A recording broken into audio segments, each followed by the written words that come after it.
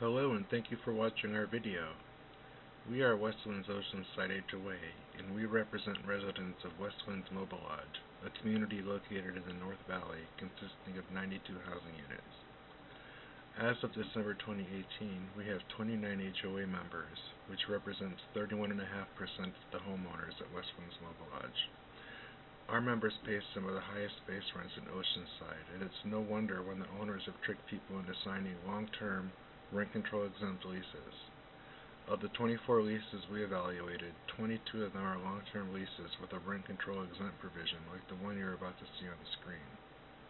Pursuant to the passage entitled Applicability, Section 16B.3, Paragraph B of Oceanside's Rent Control Ordinance, leases that are exempt from rent control must comply with all of the provisions of Section 798.17 of the Mobile Home Residency Law. The passage reads as follows. Subject to the requirements of Section 16B.5 and 16B.16, a tenancy established pursuant to a rental agreement meeting all of the requirements of Section 798.17 of California Civil Code shall be exempt from the rental rate regulations of this chapter during the duration of the rental agreement. One of the very first provisions of 798.17, Section A, Paragraph 2, specifically states that the first paragraph of the rental agreement shall set forth a provision in at least 12-point bold-faced type if printed, or in capital letters if typed, giving notice that the rental agreement will be exempt from any rent control ordinance. Almost all the leases we evaluated did not comply with 798.17, Section 8, Paragraph 2. As you can see, in the leases we reviewed, the first paragraph is listed as management policy. This alone means that none of the long-term leases we reviewed are valid, pursuant to 16B.3, Paragraph B of the Rent Control Ordinance. Some of the deceptive business practices that the owners of Westwinds Mobile Lodge employed in order to coerce homeowners into signing long-term leases include requiring the homeowner to sign the lease offered to them right away, and telling them that they could not leave the rental office with a copy of the lease unless it was signed and executed, and in some cases, threatening them with the possibility of the loss of their home due to the lack of a rental agreement being in place for the space on which the home they just bought is situated. 798.17, Section B, Paragraph 3 of the Mobile Home Residency Law clearly indicates that the homeowner shall have at least 30 days from the date the rental agreement is first offered to decide whether to accept or reject the rental agreement. The owners of Westwinds Mobile Lodge are required to provide the homeowner with a written notice that's to be acknowledged by the homeowner, indicating their right to have at least 30 days to inspect the rental agreement, and the right to void the rental agreement by notifying the management in writing within 72 hours of executing the rental agreement. None of the homeowners that we discussed this matter with indicated that they received any such notice. Members reported being told that they could not have their lawyer or real estate agent, or even family members with them while they were at the rental office reviewing the rental agreement. And our Spanish and Tagalog-speaking members report not being offered a copy of the rental agreement in their native language when they asked for it. The majority of our members indicate that the rental agent representing the owners of Westwinds Mobile Lodge insisted that Oceanside's rent control ordinance did not apply to Westwinds Mobile Lodge. We formed our HOA in December of 2018 in response to the overwhelming presence of drug and transient activity. At this meeting, other topics that came out were the crumbling infrastructure and out-of-control rent increases. Our mission is to educate existing and prospective homeowners of their rights with respect to California's Mobile Home Residency Law in conjunction with Oceanside's Rent Control Ordinance, known as 16B. Paragraphs C and D of the preface of Ordinance 16B very accurately describes the sizable nature of the investment that homeowners make in their mobile homes, and further indicates that homeowners have a greater investment than do mobile home park owners, and therefore the ordinance was deemed necessary to protect the sizable investments made by homeowners by protecting them from unreasonable rental increases, which threatened to diminish the value of the substantial investment made by homeowners in their homes. The owners of Westwinds Mobile Lodge, in order to circumvent rent control, Include a provision in these long-term leases that indicates homeowners' rents will increase to the average of the highest 3 rents being paid in the park if they do not sign a new long-term lease, instead opting for a month-to-month rent-controlled lease. This results in very real and very painful financial burden. This is not just foreshadowing or being alarmist. It's already happened, time and time again, leaving real, living, breathing human beings with no place to lay their head, except for a rock in the San Luis Rey riverbed.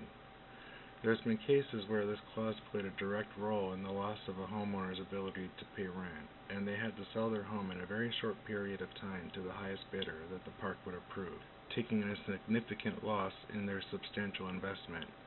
Not only did that cause a substantial loss, it produced one of the most trafficked homes in the park once the new residents settled in. This is the home mentioned later on in this video. Another tactic the owners of Westwinds Mobile Lodge uses to inflict financial hardship and affect adverse possession of people's homes is by introducing a clause that requires the homeowner to assign their long-term lease to their buyers, and the buyer must accept the assignment of the lease. They go as far as indicating that they reserve the right to refuse to allow an assignment under the section.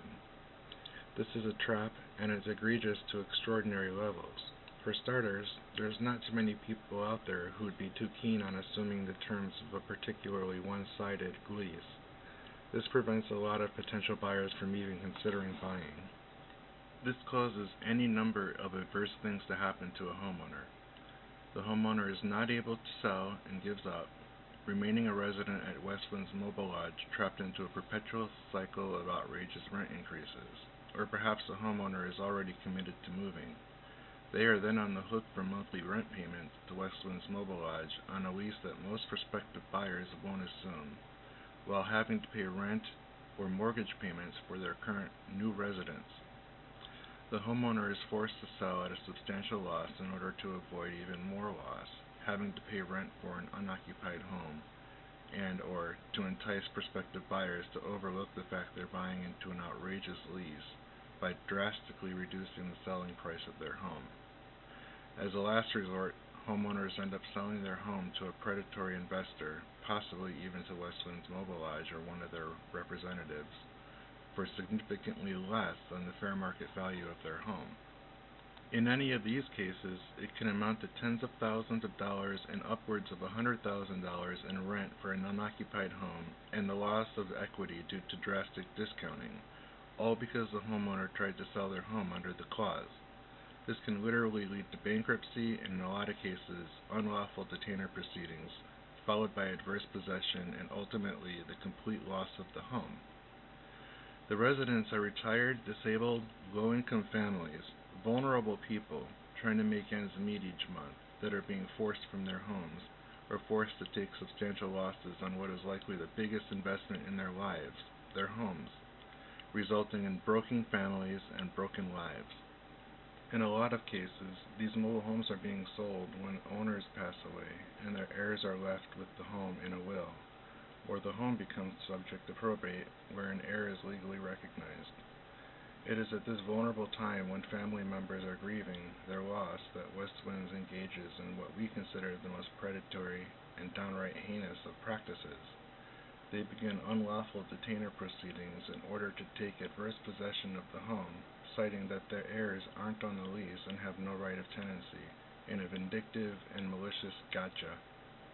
Meanwhile, the provisional manager is assigned a month-to-month rent-controlled lease with the third lowest rental rate, $444.76,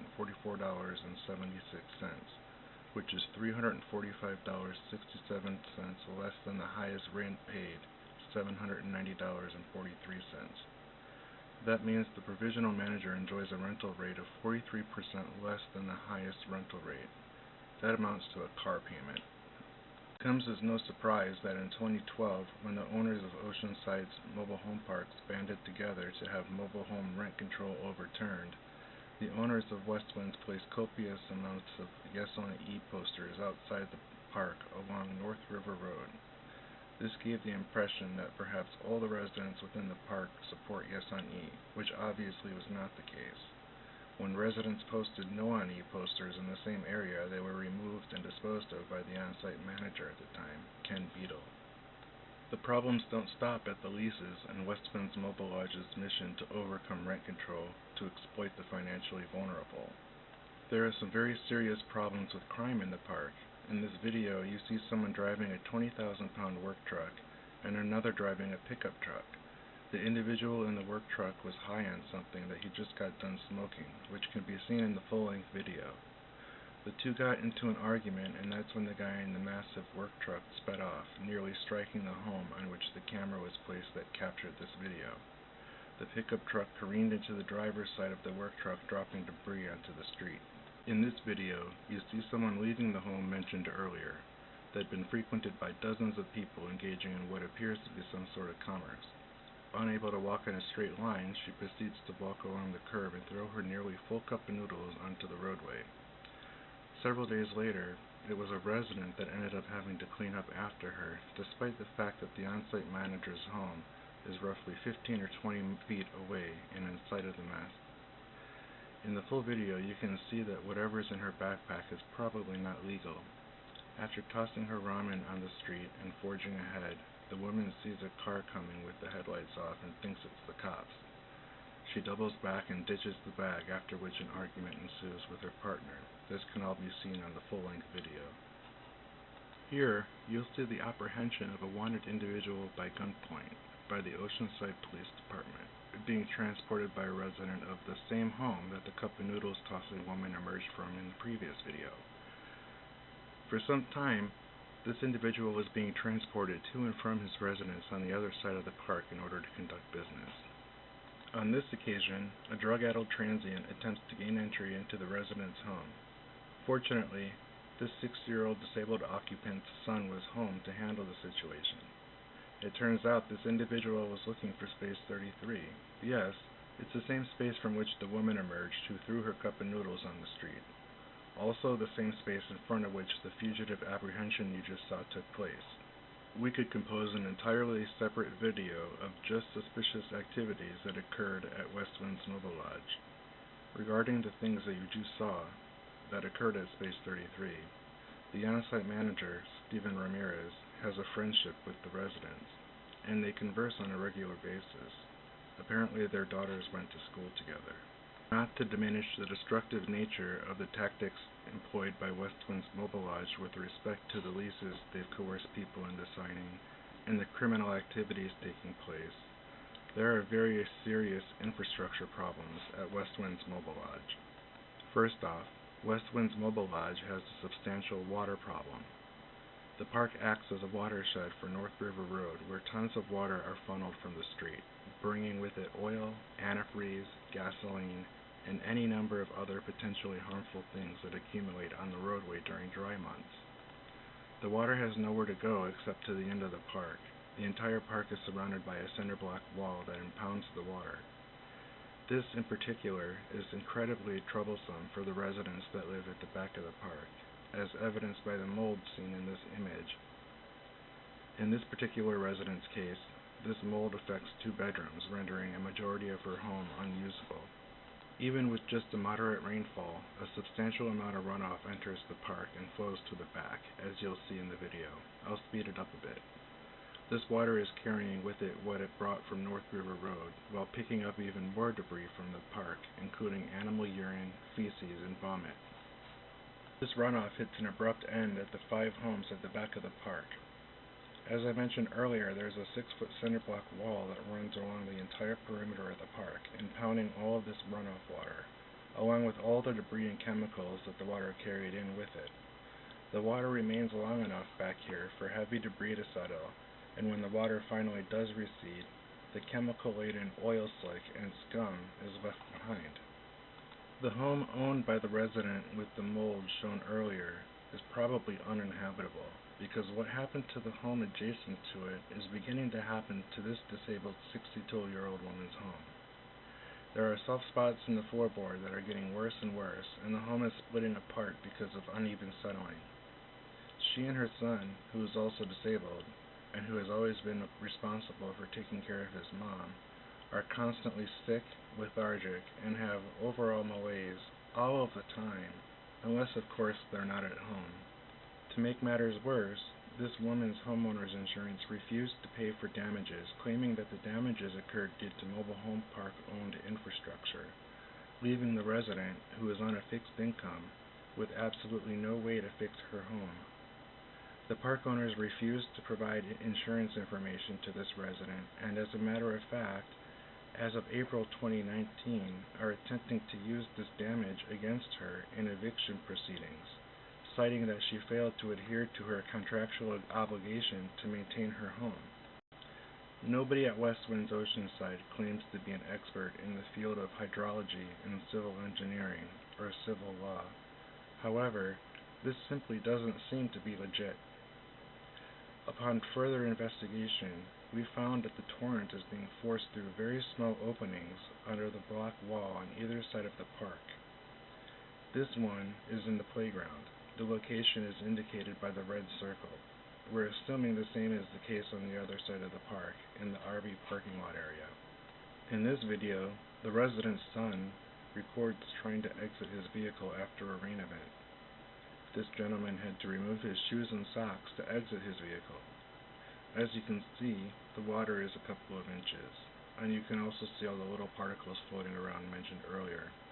I'll leave it to your imagination as to what it is. He has a support dog with him named Harvey, and Harvey knows that there's a literal pond that he must go through in order to get to the house.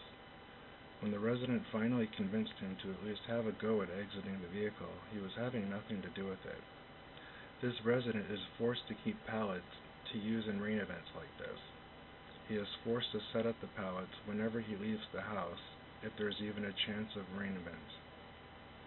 There's been cases where he left not anticipating rain, like in the case in this video, and if his mom has a doctor's appointment or something, he's forced to carry her to the stairs. The park owners list those pallets as stored items that violate the terms of the woman's lease and are using that in the same eviction proceedings. This inundation of runoff is only half the problem, and can be characterized as a symptom of a more serious infrastructure problem relating to water. There are hundreds of cracks in the roadway at Westwinds Mobile Lodge. Most traverse the entire width of the street. There's also sections of the curb that are cracked, and you can tell parts have sunk a little just from looking at it. It's even more evident when a rain event occurs, and these depressions cause puddles, literal ponds, oftentimes lasting a day or two after a rain event, depending on the weather. Here, you can clearly see the footprint of the depression closing the pond in the back of the park. There's evidence of significant subsurface erosion, and this is not clearer than at the back of the park when there's a rain event. In the video, you'll see an obvious depression where water is pooling up, and you can clearly judge where the perimeter of the depression is based on the shape of the pond. More than likely, the source of this subsurface erosion is from a combination of not only the frequent inundation by stormwater, but also from a broken water pipe that the owners of Westwinds Mobile Lodge replaced on March 20th of 2017. In the video, you see muddy water rushing down the driveway of Space 32, the epicenter of this Great Depression. That muddy water is indicative of the erosion that had been taking place for probably years prior to Westwinds Mobile Lodge replacing the pipe. ASAP is no stranger to Westwinds Mobile Lodge. In the past couple of years, they've been called to various residents on an almost regular basis. They arrive in all kinds of vehicles and at any time of the day or night. They are here to service lots that have had sewage overflow issues, either into their homes or onto their driveways, to varying degrees. The park's water quality was really bad and continues to this day to have a very bad smell. The test was done for TDS, total dissolved solids, and the test revealed that the particulates in the water are very close to the level that the EPA deems to be unsafe. Since the park owners did not respond to questions about these results, they were posted on the community website in hopes that it would elicit a response, and that's exactly what happened. In this video, you can see one of the park owners, Richard Westling, paying a visit to the website owner demanding that the article be taken down. He also demanded that the floodlights be removed, which were installed on the 62-year-old disabled resident's home. They were installed due to the excessively dim lighting provided by the park, in conjunction with the influx of crime. When the homeowner's son advised Mr. Wesseling that there were also cameras installed due to the constant stream of transients and suspicious activities, he insisted that those be taken down as well. The son advised Mr. Wesseling that one was pointed in his direction at that very moment. As he turned and walked away, he looked up at the camera to give it a condescending smile as he left. Not long after, the resident received a cease and desist letter from the park owner's attorneys, which makes sense. The cost of paying a lawyer to make the problem disappear is far cheaper than actually fixing the problem. The current state of the streets at Westwinds Mobile Lodge is absolutely disgusting. Every couple of feet there are massive stains where a resident's dogs are forced to relieve themselves.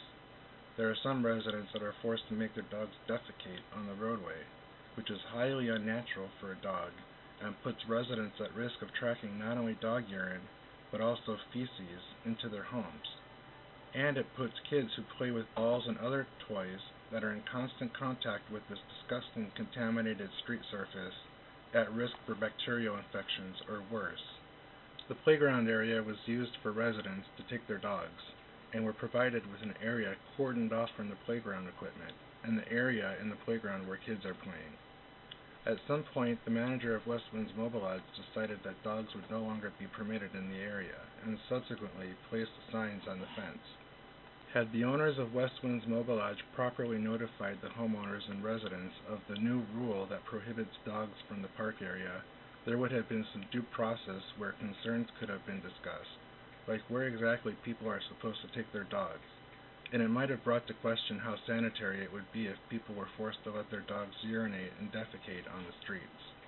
As a matter of fact, according to Section 798.25 of the Mobile Home Residency Law, management is required to meet and consult with residents and their park representatives about changes to rules of the park, the exception being when the change is affected by law. Any rule imposed that's not approved by residents is void and unenforceable pursuant to Section 798.25.5 of the Mobile Home Residency Law. Speaking of rules, Stephen Ramirez, his wife Michelle, their family, and Nick Roque act like the rules that apply to everybody else simply don't apply to them. Things like parking in the fire zone or allowing their vehicles or their guest vehicles to leak automotive fluids on the roadway and on the driveway of a woman selling her home, whom was out of town while attempting to sell her home, like in the scenario mentioned earlier. If any other resident parks their vehicle in front of their home for even a fraction of the time that the on-site manager parks his cars and allows his family members to park their cars in the fire zone in front of their house, the on-site manager would have the vehicles towed. Unless, of course, you're buddies with Stephen, then at his discretion, he'd decide whether or not to keep you subject to the same rules that every other resident is bound to. It would be one thing if this was a one-off situation with Stephen and his family, but as you'll see in the video, this is something that happens time and time again. According to Section 798.23 of the Mobile Home Residency Law, the rules of the park apply to everybody, including the owners of the park and the managers of the park, with a very limited exception. One of the rules that the owners of Westwinds Mobile Lodge allows their on-site managers and certain residents to break is a really common sense rule that a reasonable person need not be advised of. Noisy vehicles and vehicles that leak fluid are prohibited from the park according to the rules and regulations. This is to preserve the residents' peaceful enjoyment of their homes and to prevent loss of home value. It's not simply an arbitrary rule. Despite this clearly being against the rules, Nick Roque is allowed to have his motorcycle, which is quite loud. Here, you see Stephen Ramirez hobnobbing with his buddy Nick Roque over how cool Nick's motorcycle is. Either it doesn't occur to Stephen that the motorcycle is incredibly disruptive and obnoxious to the folks right next door, or he purposefully allows Nick to operate his noisy motorcycle for the sake of making life that much more miserable for the people he's working so hard right now to help try and evict. Yes, that same 62-year-old disabled woman whose home is plagued with mold, and her son. There's actually two rules that Nick is allowed to violate in this case. The first relating to peace and... That's not cool. Hold on a second. It's vibrating the whole wall.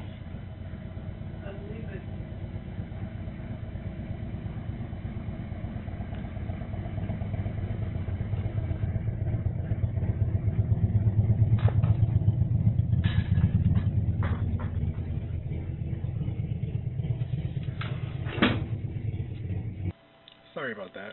Peace and quiet, in general. The second specifically prohibiting noisy vehicles. There was an incident on April 7, 2018, when Nick was apparently attempting to sell his old motorcycle. Up to this point, the resident right next door had been tolerant of the noise, but it is normally the bike just being started up and taking off.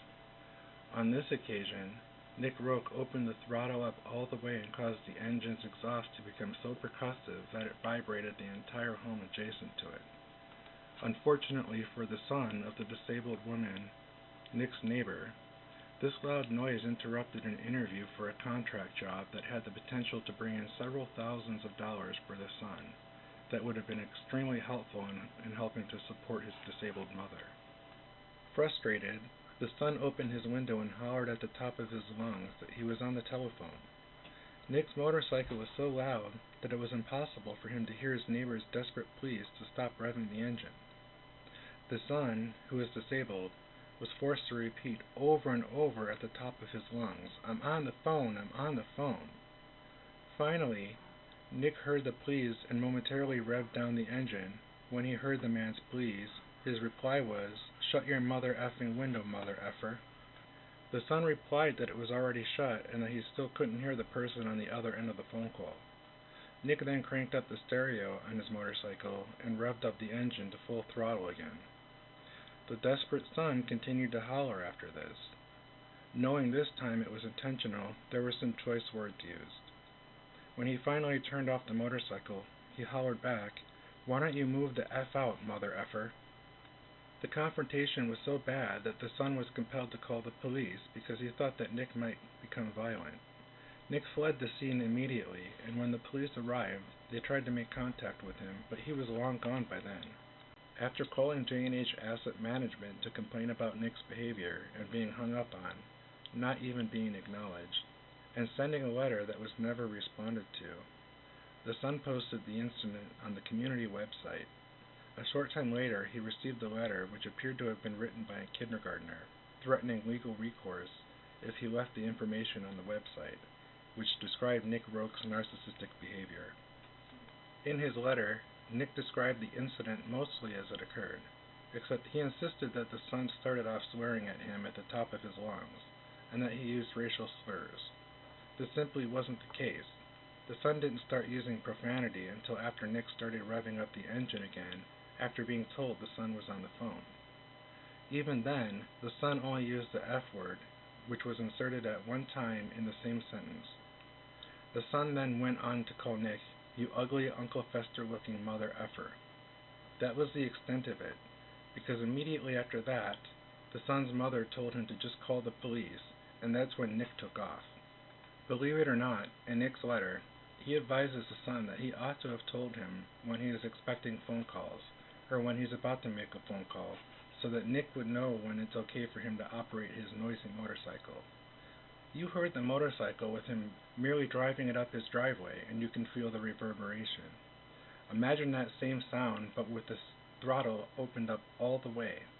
It was absolutely terrifying at first, and unbearable for anybody, let alone a frail, disabled 62-year-old woman and her disabled son. The fact that Nick feels that he is so important that everybody's phone schedule must revolve around him and his desire to run his noisy motorcycle is completely indicative of the accurate portrayal of him as being self-centered and narcissistic. What's worse, he somehow convinced other neighbors to agree that it was okay for Nick to rev his engine in that way, interrupting a very important phone call because he was just selling his bike. The on-site managers, Stephen and Michelle Ramirez, have always had ill will for the HOA that was formed just as they were made on-site managers. As you can tell from the video, apparently all the power that comes with managing a mobile home park has gone to their heads, and they've taken on an arrogant and malicious disposition against the HOA and its members, including stopping members while they're legally and dutifully passing out flyers and information relating to HOA business.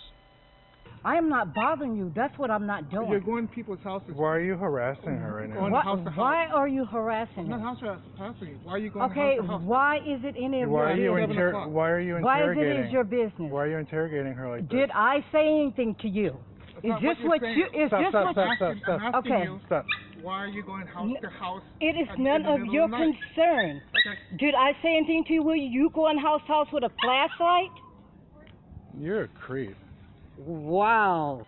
The owners of Westwinds Mobile Lodge, through their unwillingness to enforce the rules and to allow for a wild, wild west atmosphere where anything goes, caused complacency on the part of residents who have an in with park managers in particular, and who have become accustomed to being able to break rules.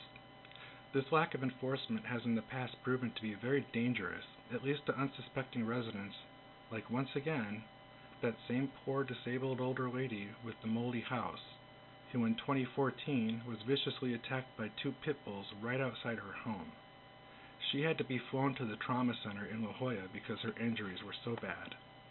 Her son had to pay over $8,000 in vet bills to save their poor 14-year-old dog's life, who took the brunt of the pit bull attack, possibly saving this lady's life.